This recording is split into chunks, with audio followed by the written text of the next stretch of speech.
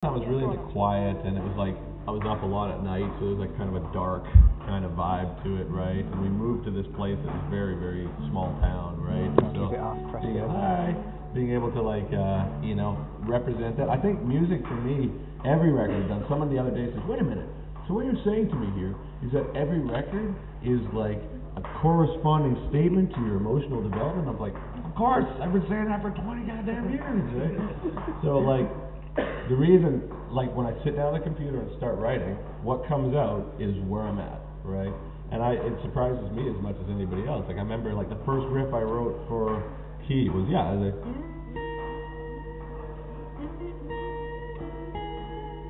was like middle of the night and it was like black and and I remember thinking that's what I feel like right now.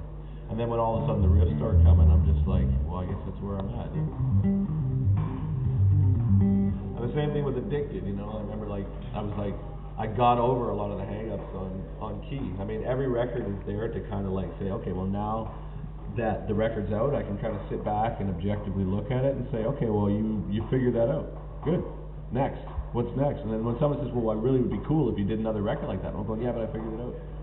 For me to go back to that would be, that's what happened with Alien actually, is like I was so in need of like trying to appease people's want for City Part 2 that I was like, okay, well I'll have to like go back and relearn how to be that character. But dude, when I was in City, I wasn't on drugs, I wasn't smoking, I wasn't drinking, right?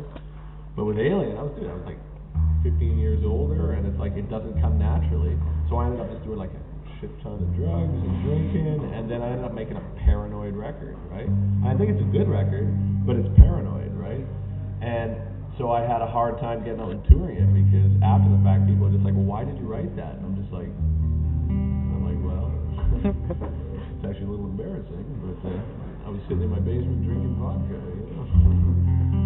So, Key, Addicted, Deconstruction, and specifically Ghost, these 4 records, if I was to say there's a point to them, all 4 records are just to say, hey guys, I'm going to do whatever the hell I want to do. Thank you very much.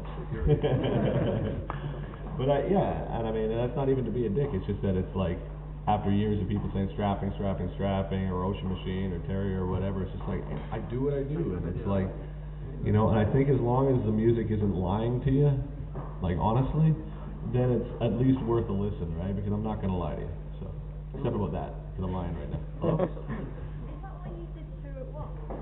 Yeah. Halfway the Ghost and you did Deconstruction. Well, yeah, and I mean the thing with that as well is it was like. You get them out of the way and then you can just relax. Yeah, well, exactly. Yeah. And from here on out, okay. No, I was like the whole thing with Deconstruction was like I was like, okay, I'm gonna write it, and then I started writing. I was like, oh, this is actually not that hard to write. I know how to do this shit. I wrote this for years, right?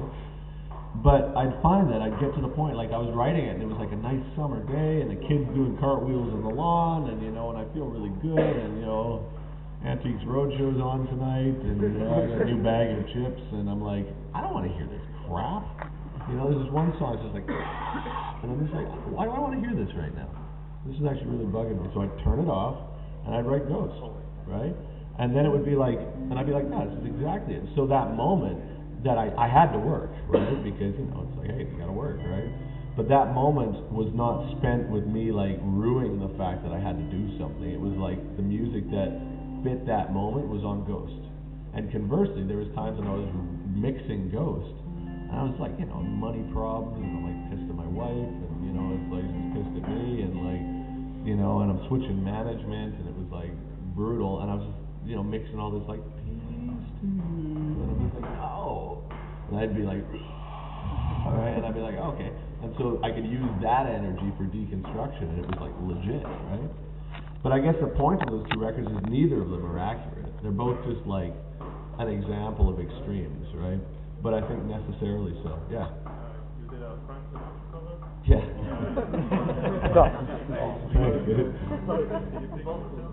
No, they just called me up, right? They're like, hey, would you want to do it? And I thought, yeah, it'd be cool because then you could just like make yourself out for being, I want people to know that I'm, I'd love to move into like different genres too. I'm always going to be a metalhead, right? Yeah, sure. Yeah, I mean, it's like, again, it's like when it comes back to like, I'm going to do whatever I want to do, that's another example of it. And I thought when someone said, hey, you want to do Frank Zappa or Frank Sinatra?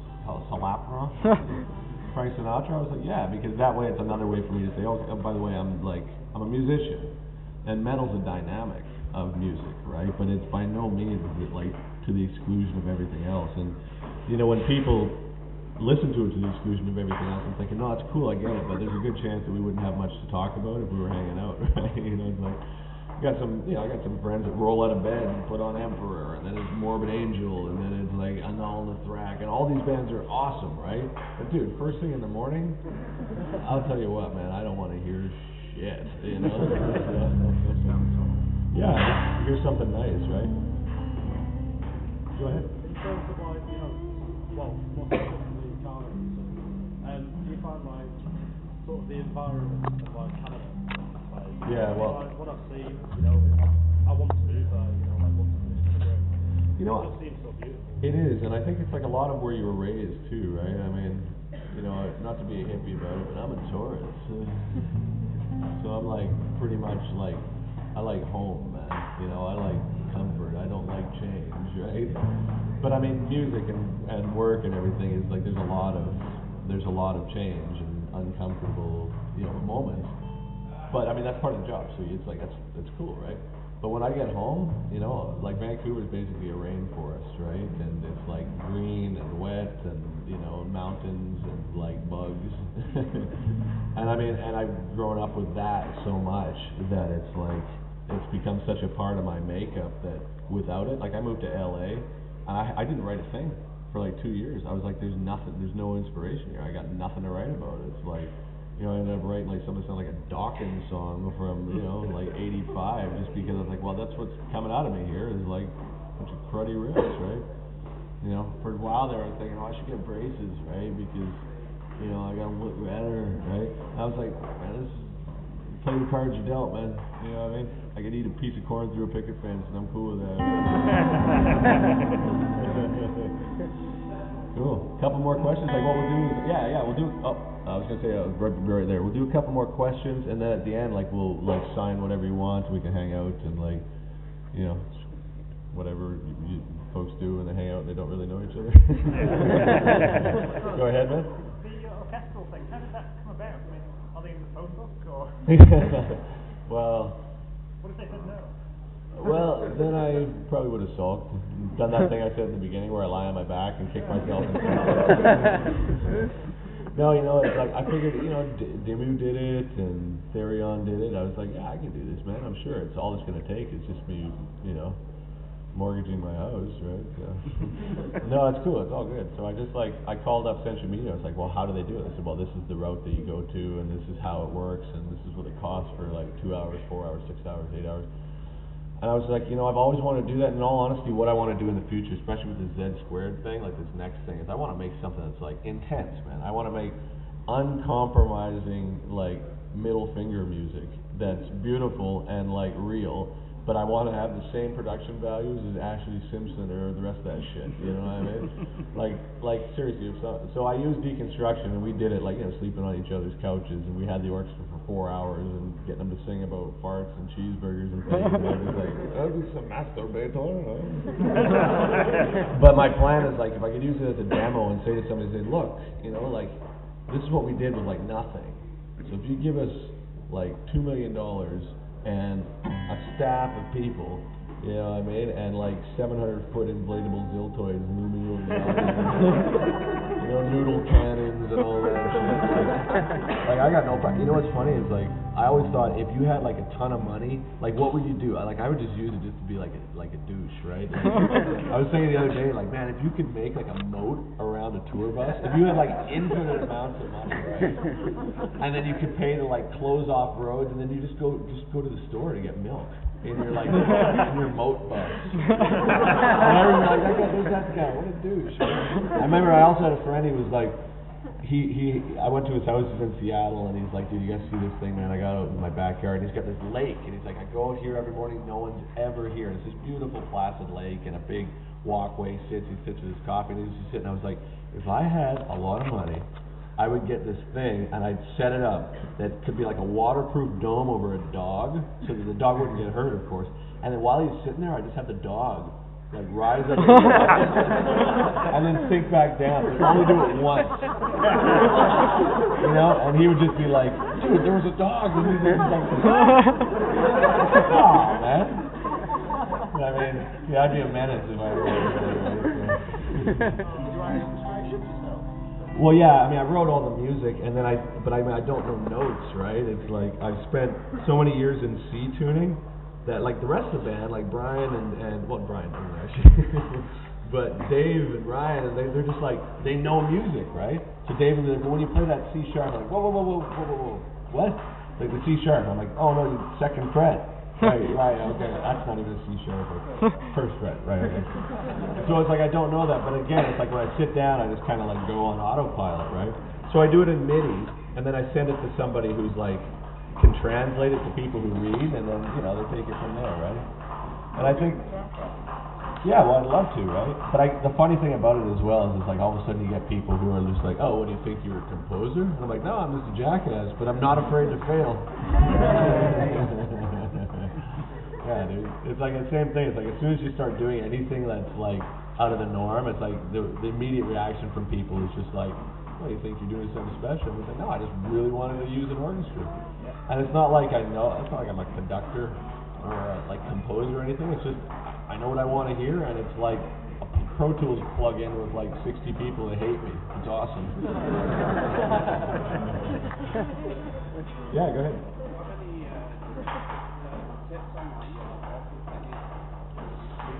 Well, I mean, I do like warm-ups before the show. I do like 45 minutes, you know, and then on the way after the show, I try and do it, and I gargle this god-awful tea all day, right? But I mean, really, dude, like, I mean, you hear me now. I'm only 3 shows in, and it takes a toll. It's not like, you know, like there's some sort of like superhuman strength or whatever, man. It's yeah, dude, screaming and doing all that shit is like it's gonna wear down. But the way I look is the first couple of shows are like, you know, and it gradually goes down to a plateau, and then you just have like tricks that you say, okay, well that part that you know you're gonna sound like, you know, the Swedish Chef when you go for that note. You know? At that point, just do it like a come on, you know? One more time for the world. And then after it ends, you're just like, yeah, that's right, I didn't have to do that part, right? But I always think of it too. I'm like, here comes that part. Can you do it? And then sometimes you do it, and you're like, oh, I pulled it off, right on. And then you stand back, and it's no big deal. You're like, oh yeah, I can do that in my sleep, right? But in your head, you're just like, I can't believe it actually worked. And there's other times you go for it, you're like, you're like, and of course that's the one that's got like, you know, 75% repeat on it. It's like,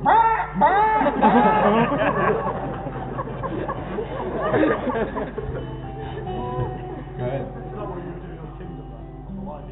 Oh, dude, you know what? It's funny because it's like I put up a couple of things on YouTube that were like, you know, I was like, I'm a pretty insecure cat. So I'm not gonna put up the stuff that I like totally suck on, right?